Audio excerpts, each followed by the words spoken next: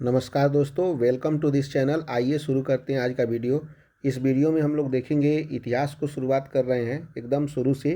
प्राचीन इतिहास के स्रोत को हम लोग पढ़ेंगे। एक ही वीडियो में हमारा प्राचीन इतिहास का स्रोत पूरा कंप्लीट हो जाएगा, जो कि निश्चित रूप से बीपीएससी 2026 के लिए हम लोग टारगेट कर रहे हैं। लेकिन ये निश्चित रूप से और सभी एग्जाम जो बीपीएससी कंडक्ट कराता है, साथ साथ में बिहार एसएससी और इवन इफ रेलवे एसएससी, सबके लिए ये कारगर सिद्ध होगा। 100% पूरा एकदम सिलेबस कंप्लीट किया जाएगा।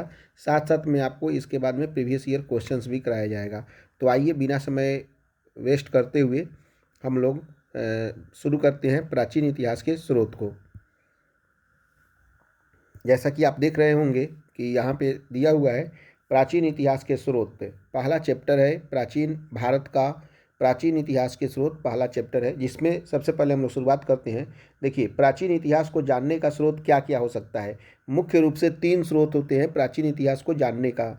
इसमें से सबसे पहला जो दिया हुआ है वह है एक पुरातात्विक स्रोत है, दूसरा है आपका साहित्यिक स्रोत और तीसरा है विदेशी यात्रियों के विवरण। यानी कि आप समझ सकते हैं पुरातात्विक स्रोत के अंतर्गत जो होता है आपका पुरातात्विक स्रोत में आता है, जैसे मान लीजिए कि खुदाई से या जो भी चीज़ें प्राप्त होती है, या मतलब नहरें होती है, सड़क हो सकती हैं, या मान लीजिए कोई भवन इमारत या कुछ भी चीज़ ऐसा जो हमको खुदाई से प्राप्त होता है, उसे हम लोग बोलते हैं पुरातात्विक स्रोत। उसके बाद में साहित्यिक स्रोत होता है। साहित्यिक स्रोत के अंतर्गत जैसे हमारे इतिहास में जो पुराने समय में या अभी के समय में या कभी भी जो भी चीज़ें लिखित रूप में मिलती है, जिसे हम लोग साहित्यिक स्रोत कहते हैं। विदेशी यात्रियों का विवरण, यानी कि बहुत सारे विदेशी यात्री जो भारत में आए और वहाँ यहाँ के बारे में उन्होंने लिखित रूप से साक्ष्य लिख कर दिया, वो उसे हम लोग बोल सकते हैं विदेशी यात्रियों के विवरण। तो ये 3 प्रकार के माध्यम है। ये हमारे प्राचीन इतिहास को जानने के स्रोत में 3 है। एक है पुरातात्विक स्रोत, दूसरा है साहित्यिक स्रोत और तीसरा है विदेशी यात्रियों का विवरण। उसके बाद में हम लोग देखते हैं सबसे पहले पुरातात्विक स्रोत किसे कहते हैं। पुरातात्विक साक्ष्य क्या होता है। देखिए, पुरातात्विक साक्ष्य का मतलब होता है कि प्राचीन वस्तुओं या इमारतों के अवशेषों के अध्ययन को हम लोग पुरातत्व शास्त्र कहते हैं। यानी कि जितनी भी हमारे पास में प्राचीन वस्तुएं हैं और इमारतें हैं, उसके अवशेषों के बारे में अध्ययन जो किया जाता है, उसे ही हम लोग बोलते हैं पुरातत्व शास्त्र। भारतीय पुरातत्व शास्त्र का पितामह, यानी कि भारतीय पुरातत्व शास्त्र को जन्म देने वाले एक तरह से कह सकते हैं वे अलेक्जेंडर कनिंघम है। अलेक्जेंडर कनिंघम को भारतीय पुरातत्व शास्त्र का पितामह कहा जाता है। ठीक है, अब नेक्स्ट देखते हैं हम लोग। तो हमारे पास में है, अब उसके बाद में अभिलेख। अभिलेख क्या कहलाता है। अभिलेख को ही हम लोग शिलालेख भी बोलते हैं। यानी कि अभिलेखों के अध्ययन को हम लोग बोलते हैं पुरालेखा शास्त्र। अभिलेख का मतलब ये हुआ कि किसी भी हमारे पुराने समय के जितने भी राजा या राजा जो थे, वे कोई ना कोई अभिलेख बनवाते थे। जैसे मान लीजिए किसी पत्थर पे या किसी लकड़ी पे या किसी भी, ज़्यादातर वो लोग पत्थर पे उत्कीर्ण करते थे, जिसे ही हम लोग अभिलेख कहते थे। अभिलेख में सबसे पहले जो है बोगाज को ही अभिलेख के बारे में जानकारी प्राप्त होती है, जो कि 1400 ईस्वी पूर्व में ये प्राप्त होता है। ये क्या बताता है कि यह इंद्र, मित्र, वरुण और नासत्य का उल्लेख इसमें मिलता है। बोगाज को ये अभिलेख में क्या क्या मिलता है, तो इंद्र, मित्र, वरुण, नासत्य का उल्लेख मिलता है और आर्यों के पूर्व की जानकारी आने का साक्ष्य हमें मिलता है। आर्यों के पूर्व की ओर आने का साक्ष्य मिलता है। लेकिन कोई भी आर्य जो भारत में, आर्यों का आक्रमण जो हमको वैदिक काल में देखने को मिलता है, तो आर्यों की जानकारी मिलती है कि वे पूर्व से भारत की तरफ आए थे। यानी कि पूर्व मतलब ईरान से। आर्य जो आए थे ईरान से भारत की तरफ आए थे। इसकी जानकारी जो है बोगाज को ही अभिलेख से मिलती है, जो कि 1400 ईस्वी पूर्व में यह प्राप्त हुआ था। दूसरा अभिलेख है आपका मास्की और गुर्जरा अभिलेख। मास्की और गुर्जरा अभिलेख जो है अशोक के नाम का स्पष्ट अभिलेख यहाँ से प्राप्त होता है। अगर क्वेश्चन पूछेगा कि अशोक के नाम का स्पष्ट अभिलेख किस अभिलेख से प्राप्त होता है, तो मास्की और गुर्जरा से अशोक के नाम का स्पष्ट अभिलेख प्राप्त होता है। तीसरा है आपका कि समुद्रगुप्त की प्रयाग प्रशस्ति। यह भी एक प्रकार का अभिलेख है, जो बताता है राजकवि हरिसेन द्वारा उत्कीर्ण की गई थी। क्वेश्चन पूछ सकता है कि राजकवि हरिसेन द्वारा उत्कीर्ण अभिलेख कौन सा है, तो वो समुद्रगुप्त का प्रयाग प्रशस्ति है। उसके बाद में चौथा है आपका एरन अभिलेख। एरन अभिलेख में सती प्रथा का प्रथम लिखित साक्ष्य प्राप्त होता है। शासक उस समय थे भानुगुप्त। यानी कि क्वेश्चन पूछ सकता है कि सती प्रथा का प्रथम लिखित साक्ष्य किस अभिलेख से प्राप्त होता है, तो वह प्राप्त होता है एरन अभिलेख से प्राप्त होता है। नेक्स्ट है आपका भीतरी स्तंभ लेख। भीतरी स्तंभ लेख जानकारी देता है आपका सर्वप्रथम भारत पर हुड़ आक्रमण की जानकारी प्राप्त करता है। उस समय जो शासक थे वे थे स्कंदगुप्त शासक थे। क्वेश्चन इस तरह से भी पूछ सकता है कि सर्वप्रथम भारत पर हुड़ आक्रमण की जानकारी कौन सा अभिलेख देता है, तो हम लोग बोलेंगे कि भीतरी स्तंभ लेख से जानकारी प्राप्त होती है कि सर्वप्रथम भारत पर हुड़ों ने आक्रमण किया था। इस तरह से ये हम लोग सब देखेंगे। अब नेक्स्ट हम लोग देखते हैं, नेक्स्ट देखते हैं हम लोग। नेक्स्ट दिया हुआ है, अब हम लोग सिक्कों के बारे में अध्ययन करते हैं, यानी कि सिक्के कौन कौन से भारत में चलाए गए थे और सिक्के का क्या इतिहास है भारत में, इसके बारे में हम लोग अध्ययन करते हैं। देखिए, सिक्कों के अध्ययन को ही हम लोग बोलते हैं मुद्रा शास्त्र, जिसे हम लोग न्यूमिस्मैटिक्स भी कहते हैं। इंग्लिश में बोलते हैं इसको न्यूमिस्मैटिक्स और हिंदी में बोलते हैं मुद्रा शास्त्र। यानी कि सिक्कों के अध्ययन को हम लोग क्या बोलते हैं, मुद्रा शास्त्र या न्यूमिस्मैटिक्स। जो प्राचीन सिक्के जो सबसे पहले चलाए गए थे उसे हम लोग आहत सिक्के कहते हैं। आहत सिक्कों को ही हम लोग पंचमार्क सिक्के कहते थे। इस सिक्कों पर केवल चिन्ह होते थे, वैसे सिक्के जिसपे केवल चिन्ह होते थे, और जो जो उसे ही हम लोग प्राचीन सिक्के कहते हैं या आहत सिक्के या पंचमार्क सिक्के कहते हैं। सबसे पहले स्वर्ण सिक्के जो है हिंद यूनानी नामक शासकों ने चलाया था, यानी कि हिंद यूनानी शासकों के द्वारा सबसे पहले स्वर्ण सिक्के चलाया गया था। देखिए, सर्वाधिक स्वर्ण मुद्राएं जो है गुप्तों के द्वारा चलाया गया था, यानी कि गुप्त शासकों के द्वारा सबसे ज़्यादा स्वर्ण मुद्राएं चलाई गई थी। लेकिन सर्वाधिक शुद्ध स्वर्ण मुद्राएं जो है कुषाणों के द्वारा चलाया गया था। दो प्रकार के क्वेश्चन है, कंफ्यूजिंग क्वेश्चन हो सकते हैं। एक क्वेश्चन है कि सर्वाधिक स्वर्ण सिक्के या स्वर्ण मुद्राएं किसके द्वारा चलाए गए थे, तो गुप्त शासकों के द्वारा चलाए गए थे। और सर्वाधिक शुद्ध स्वर्ण मुद्राएं किसके द्वारा चलाए गए थे, तो कुषाणों के द्वारा चलाए गए थे। ये दोनों क्वेश्चन पूछ सकता है। उसके बाद में है कि समुद्रगुप्त का सिक्कों पर बीड़ा बजाते हुए दिखाया गया है। समुद्रगुप्त एक ऐसे राजा हुए हैं जो कि हमारे गुप्त वंश के राजा थे, उन्हें सिक्कों पर बीड़ा बजाते हुए चित्रण किया गया है। ये सिक्के का अध्ययन हुआ शॉर्ट फॉर्म में। हालांकि इसके बारे में हम लोग और भी अध्ययन करेंगे जैसे जैसे आगे के चैप्टर पढ़ेंगे। तो उसके बाद में है हमारा स्मारक या भवन या गुफा। इससे हम लोगों को क्या जानकारी मिलती है, इसके बारे में हम लोग अध्ययन करती हैं या देखती हैं। देखिए, सबसे पहला है इमारतों के अवशेष आदि का अध्ययन हम लोग स्मारक, गुफा और भवन के अंतर्गत करते हैं, जिसमें सबसे पहला हमको प्राप्त होता है कुम्भरार पटना में स्थित है चंद्रगुप्त मौर्य के राजप्रसाद को मतलब हम बोलते हैं महल बोलते हैं कि अवशेष। यानी कि आज भी आप कुम्भरार पटना में जाइएगा तो वहाँ पे चंद्रगुप्त मौर्य के बहुत सारे अवशेष वहाँ पे मिल जाएंगे जो महल से संबंधित है। उसके बाद में है अशोक द्वारा बराबर पहाड़ियों में 4 गुफाओं का निर्माण किया गया था, जिसमें से पहला पहाड़ी का नाम था सुदामा पहाड़ी, दूसरा था कर्ण चौपड़, तीसरा था विश्व झोपड़ी और चौथा था लोमस। ये सभी पहाड़ियों को बनाकर, बराबर की पहाड़ियों को बनाकर आजीविकों को प्रदत्त दे दिया, आजीवों को रहने के लिए दे दिया।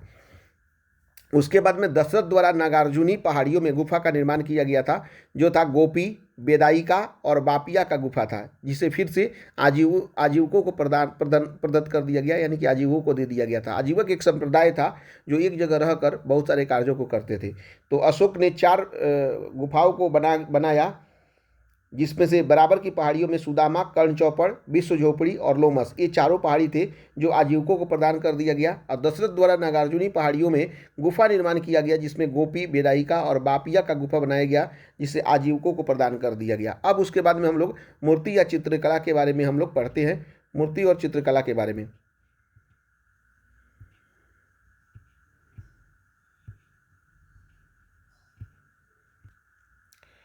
उसके बाद में है आपका मूर्तियाँ और चित्रकला के बारे में हम लोग पढ़ेंगे कि देखिए, सबसे पहले कुषाण काल में बौद्ध धर्म से संबंधित मूर्तियों का निर्माण शुरू हुआ। यानी कि कुषाण काल में सबसे पहले बौद्ध धर्म से संबंधित मूर्तियों का निर्माण किया गया। बुद्ध की प्राचीनतम मूर्तियाँ गंधार शैली में बनाई गई और अजंता की गुफाओं के चित्र 1ली शताब्दी ईस्वी से 7वीं शताब्दी ईस्वी तक मिलते हैं।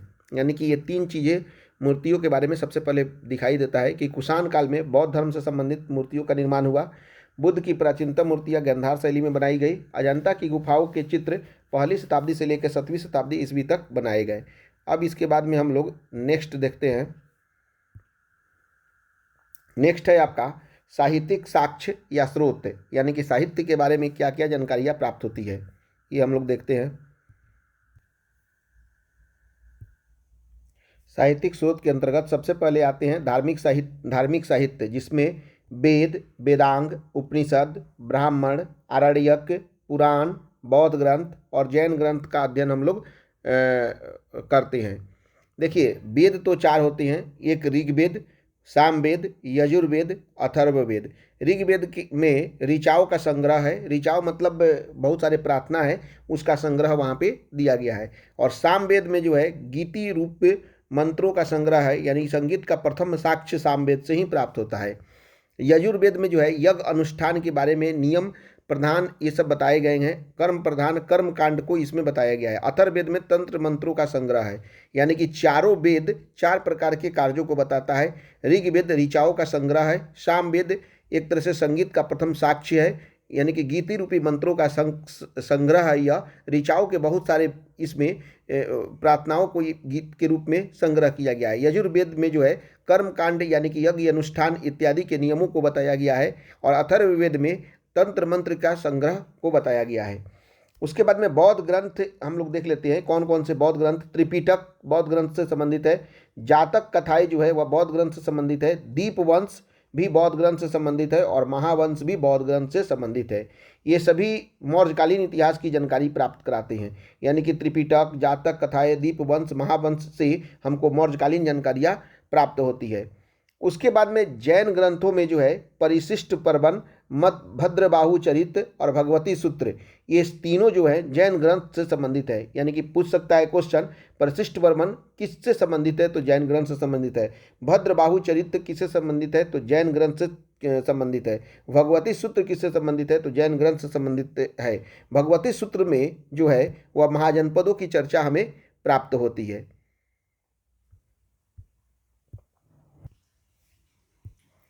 उसके बाद में नेक्स्ट है मिलिंद पन्हों से यौवन शासक मिनांडर की जानकारी प्राप्त होती है। मिलिंद पन्हों एक बुक है जिससे यौवन शासक मिनांडर की जानकारी प्राप्त होती है। ये सभी हमारे बुक हैं जिससे मौर्यकालीन इतिहास, महाजनपद की जानकारी और साथ साथ में मिनांडर की जानकारी प्राप्त होती है। कुछ ऐतिहासिक साहित्य है जिसके बारे में हम लोग अध्ययन करते हैं, जैसे अष्टाध्यायी एक पुस्तक है जिसके लेखक हैं पाणिनि। इसमें जो है संस्कृत व्याकरण का ये पहला ग्रंथ माना जाता है और साथ साथ अष्टाध्यायी जो है पूर्व मौर्य काल की सामाजिक दशा का चित्रण भी करता है। उसके बाद में नेक्स्ट अर्थशास्त्र नामक पुस्तक है जिसके रचनाकार हैं कौटिल्य। कौटिल्य ने अर्थशास्त्र की जानकारी दी थी, जो कि मौर्यकालीन राज्य व्यवस्था का चित्रण करता है और राजकीय व्यवस्था पर लिखित यह प्रथम पुस्तक है। यानी कि ये व्यवस्था अर्थशास्त्र की न होकर अर्थशास्त्र नाम दिया गया है, लेकिन ये राजकीय व्यवस्था पर लिखित यह प्रथम पुस्तक है जिसे कौटिल्य ने लिखा था। कौटिल्य को हम लोग चाणक्य भी बोलते हैं, जो कि चंद्रगुप्त के मतलब गुरु थे। और मौर्यकालीन राज्य व्यवस्था का चित्रण बहुत ही सुव्यवस्थित ढंग से चित्रण अर्थशास्त्र के द्वारा दिया गया है। उसके बाद में नेक्स्ट राजतरंगिणी, जो कि कल्हड़ के द्वारा लिखी गया है। कश्मीर के इतिहास का सर्वप्रथम वर्णन राजतरंगिणी के द्वारा किया गया। राजतरंगिणी नामक ग्रंथ में मिलता है जिसके रचनाकार हैं कल्हड़। महाभाष्य जो है यह पतंजलि ने लिखा था, जिसमें महाभाष्य में मौर्य उत्तरकालीन व्यवस्था की जानकारी, यानी कि मौर्य साम्राज्य के बाद में मगध का कैसा व्यवस्था था इसके बारे में जानकारी महाभाष्य से हमको मिलता है, जिसकी रचनाकार हैं पतंजलि। अब आगे देखते हैं। अब इसके बाद में हम लोग नेक्स्ट देखते हैं। नेक्स्ट में अब हम लोग को देखना है तीसरा नंबर, विदेशी यात्रियों के वृत्तांत, जो कि मुख्य रूप से प्राचीन इतिहास के बारे में यूनानी यात्री, चीनी यात्री और अरबी यात्री वर्णन करते हैं। जिसमें से सबसे पहले है हेरोडोटस, जो कि एक यूनानी यात्री हैं, जिन्हें हम लोग हेरोडोटस को इतिहास का पिता भी कहते हैं। ये एक प्रकार से यूनानी इतिहासकार हैं। इन्होंने अपनी रचनाओं में कल्पित कहानियों को स्थान दिया है, यानी कि कल्पना से भरे हुए कहानी का स्थान इन्होंने दिया हुआ है। ठीक है, ये हो गया हेरोडोटस।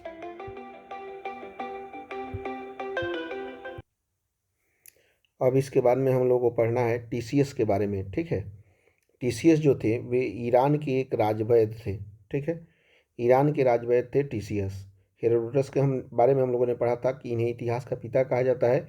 ये एक प्रकार के यूनानी इतिहासकार थे। इन्होंने अपनी रचनाओं में कल्पित कहानियों को स्थान दिया था। टीसीएस जो थे वो ईरान के राजवैद्य थे। उसके बाद में है मेगास्थनीज। मेगास्थनीज ने इंडिका की रचना की थी, जो चंद्रगुप्त मौर्य के दरबार में सेल्यूकस का राजदूत था। सेल्यूकस के राजदूत के रूप में मेगास्थनीज आए थे और उन्होंने इंडिका की रचना की थी। इन्होंने अपने पुस्तक में मौर्यकालीन समाज तथा राज व्यवस्था का वर्णन किया था। ये मेगास्थनीज हो गए। उसके बाद में है टॉलमी। टॉलमी ने ज्योग्राफी नामक पुस्तक की रचना की थी, टॉलमी ने। उसके बाद में प्लिनी। प्लिनी ने नेचुरल हिस्ट्री की रचना की थी, जो कि पहली सदी में प्लिनी ने की थी। पुस्तक के बाद में पुस्तक है एक पेरिप्लस ऑफ द एरिथियन सी। इसके लेखक अज्ञात हैं, जिसमें भारत के बंदरगाहों तथा व्यापारिक वस्तुओं के बारे में जानकारी प्राप्त होती है। ये हमारे जो है यूनानी लेखक के बारे में इतनी सारी जानकारी प्राप्त होती है, जैसे कि हेरोडेटस है, टीसीएस है, मेगास्थनीज है, टॉलमी है, प्लिनी है, और एक पुस्तक है Periplus of the Erythraean Sea. Question पूछ सकता है कि इतिहास का पिता किसे कहा जाता है? हेरोडोटस। उन्होंने किस इतिहासकार ने अपनी रचनाओं में कल्पित कहानियों का स्थान दिया? तो आंसर हो जाएगा हेरोडोटस। ईरान का राजवैद्य एक लेखक था, कौन था उसका नाम? तो टीसीएस हो जाएगा। इंडिका की रचना किसने की थी? मेगास्थनीज ने। वह कौन सा ऐसा लेखक है जिसने चंद्रगुप्त मौर्य के दरबार के बारे में जानकारी प्राप्त कराई? वे थे मेगास्थनीज। सेल्यूकस का राजदूत कौन था जो चंद्रगुप्त के दरबार में आया था? तो हो जाएगा मेगास्थनीज। वह कौन सा ऐसा माने लेखक है जिसने मौर्यकालीन समाज तथा राज व्यवस्था का वर्णन किया? तो आंसर हो जाएगा मेगास्थनीज। ज्योग्राफी नामक पुस्तक की रचना किसने की थी? तो टॉलमी ने। नेचुरल हिस्ट्री की रचना पहली सदी में किया गया था, उसके लेखक कौन है? तो प्लिनी। वह कौन ऐसा पुस्तक है जिसके लेखक का नाम तो पता नहीं है, लेकिन वह भारत के बंदरगाहों तथा व्यापारिक वस्तुओं के बारे में जानकारी देता है? तो वह है पुस्तक पेरिप्लस ऑफ द एरिथियन सी। इस तरह से क्वेश्चन ये पूछे जा सकते हैं। उसके बाद में हम लोग चीनी यात्री के बारे में हम लोग देख लेते हैं कौन कौन से। सबसे पहले चीनी यात्री का नाम आता है फाइयान, जो कि 402 ईस्वी में भारत आया था। वह चंद्रगुप्त द्वितीय के दरबार में आया था और 14 वर्षों तक भारत में रहा था। दूसरा है संगयुन, जो कि 518 ईस्वी में भारत में आया था और 3 वर्षों में बौद्ध धर्म ग्रंथों की प्रतियां एकत्रित किया था। उसके बाद हेनस्वांग आया था। हेनस्वांग का पुस्तक है सी यू की, जो हर्षवर्धन के शासनकाल में 630 ईस्वी में भारत आया था और 15 वर्षों तक भारत में रहा था। उसने हर्षकालीन समाज, धर्म तथा राजनीति का विवरण प्राप्त होता है। उसके बाद में है इत्सिंग, जो कि 7वीं शताब्दी में के अंत में भारत में आया था। उसने नालंदा विक्रमशिला विश्वविद्यालय में अध्ययन किया तथा भारतीय समाज का वर्णन करता है। इस तरह से ये सभी चीनी यात्री हैं। चीनी यात्री में जो थे वो आपका देख सकते हैं। चीनी यात्री में सबसे पहले फायान थे। इससे क्वेश्चन पूछ सकता है कि वह कौन सा चीनी यात्री है जो 402 ईस्वी में भारत आया था? तो इसका आंसर हो जाएगा फायान। चंद्रगुप्त द्वितीय के दरबार में आने वाला चीनी यात्री कौन था? तो फायान। वह कौन सा चीनी यात्री था जो चंद्रगुप्त द्वितीय के दरबार में आया था और 14 वर्षों तक भारत में रहा था? तो उसका आंसर भी होगा फायान। संगयुन से क्वेश्चन क्या पूछ सकता है कि 518 ईस्वी में भारत आने वाला चीनी यात्री कौन था? तो वह हो जाएगा संगयुन। 3 वर्षों में बौद्ध धर्मों की प्रतियां एकत्रित की, जो कि भारत में आया था चीनी यात्री, उसका नाम क्या था? संगयुन। हेनस्वांग से क्या क्वेश्चन पूछ सकता है? सी यू की के लेखक कौन है? तो हेनस्वांग।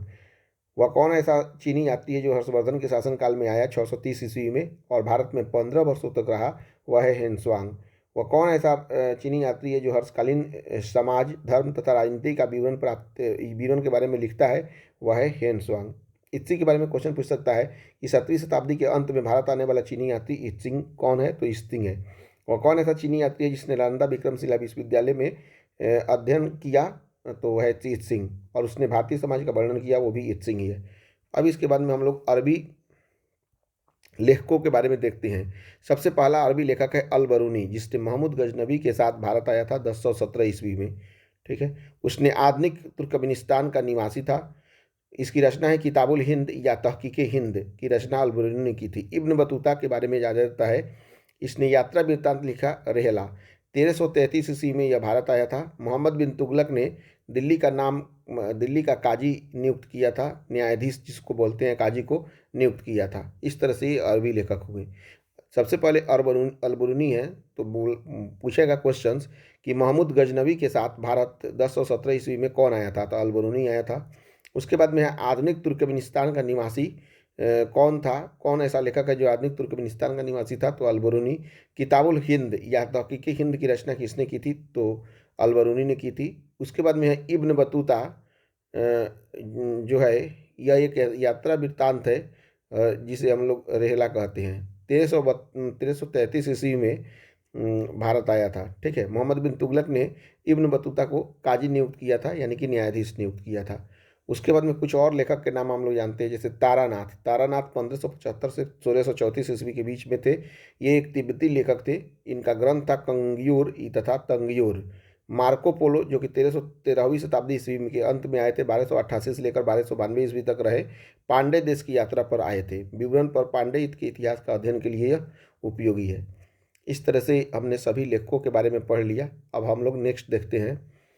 नेक्स्ट कुछ पुस्तक है, प्राचीन काल की पुस्तकें हैं, इसके बारे में हम लोग देख लेते हैं कौन कौन सी पुस्तकें हैं। सबसे पहला पुस्तक है अष्टाध्यायी। अष्टाध्यायी के लेखक है पाणिनि और यह 6ठी शताब्दी ईस्वी पूर्व में लिखा गया था। उसके बाद में है रामायण।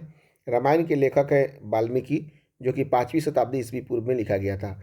उसके बाद में महाभारत। महाभारत के लेखक है वेद व्यास, जो कि 4वीं शताब्दी ईस्वी पूर्व में लिखा गया था।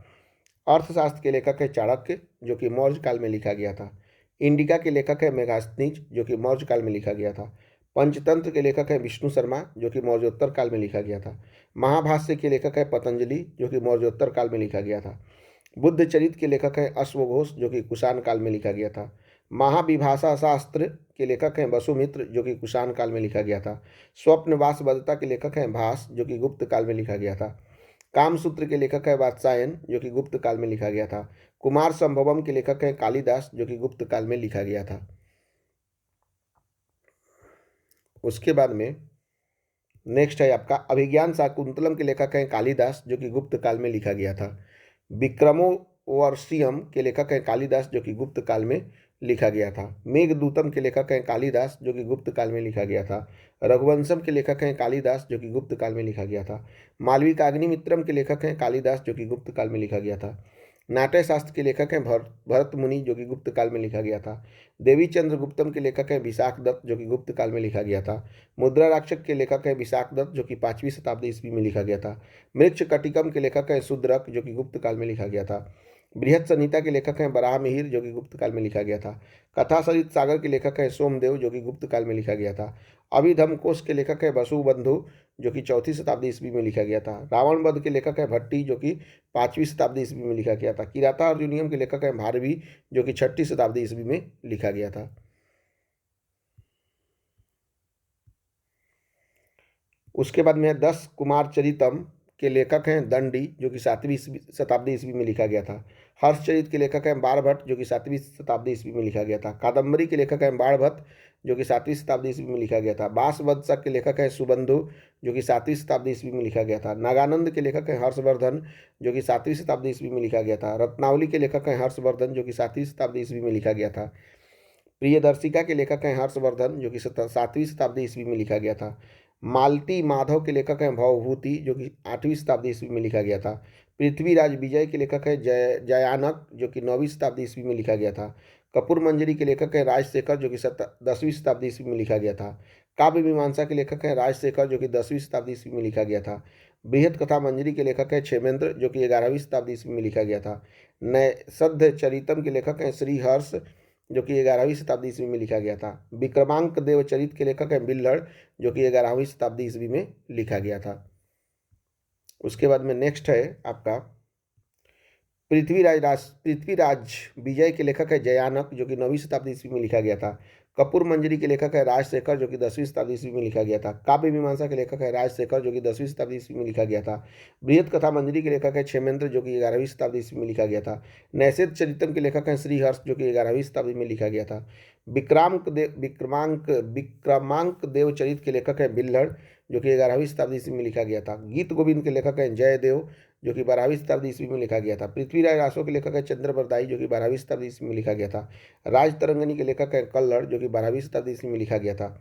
रसमाला के लेखक है सोमेश्वर, जो कि 13वीं शताब्दी ईस्वी में लिखा गया था। शिशुपाल वध के लेखक है माघ, जो कि 14वीं शताब्दी ईस्वी में लिखा गया था। इस तरह से हमने जितने भी क्वेश्चंस बन सकते थे या जितने भी आपके कंसेप्ट हैं पहले चैप्टर से, यानी कि प्राचीन भारतीय इतिहास के स्रोत से, वे सभी क्वेश्चंस को हमने देख लिया। वीडियो देखने के लिए थैंक यू वेरी मच। अभी तक हमारे चैनल को आपने यदि शेयर और सब्सक्राइब नहीं किया है तो शेयर और सब्सक्राइब कर सकते हैं। हमारे चैनल को सब्सक्राइब कर लीजिए। यहाँ पे सभी टॉपिक सभी सब्जेक्ट को पढ़ाया जाएगा। वीडियो देखने के लिए थैंक यू वेरी मच।